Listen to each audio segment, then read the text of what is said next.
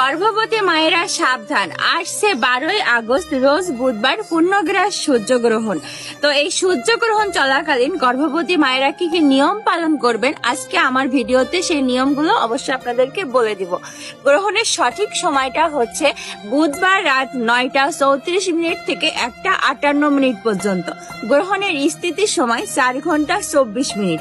আমরা মায়েরা সন্তানের সুস্থতার জন্য অনেক কষ্ট করে থাকি, আর এই 4 ঘন্টা 24 মিনিট অবশ্যই আমরা কিছু নিয়ম পালন করতে পারবো। যেহেতু এটা বাংলাদেশে অদৃশ্য, তো আপনাদের বেশি কিছু নিয়ম পালন করতে হবে না। আমি মেইন কিছু নিয়মের কথা বলবো যেগুলো আপনাদেরকে পালন করতে হবে এবং পালন করা উচিত।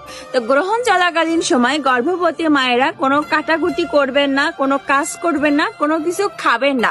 যদি আপনার অনেক বেশি জল পিপাসা লাগে তাহলে 1 ঢোক জল খাইতে পারেন, জাস্ট গলাটা ভিজানোর মতো। যদি অনেক বেশি ওয়াশরুমের চাপ থাকে তাহলে ইউজ করতে পারেন, তবে এই ওয়াশরুমটা অ্যাভয়েড করাই ভালো।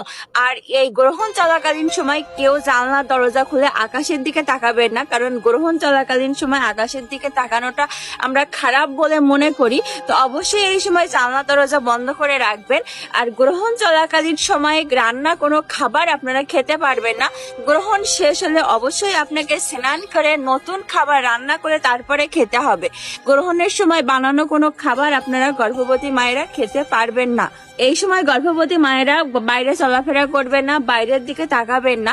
আর একটা কথা, যে ধর্মের আছেন সে সেই ধর্মের বই পড়বেন, সৃষ্টিকর্তার নাম স্মরণ করবেন। ধন্যবাদ সবাইকে।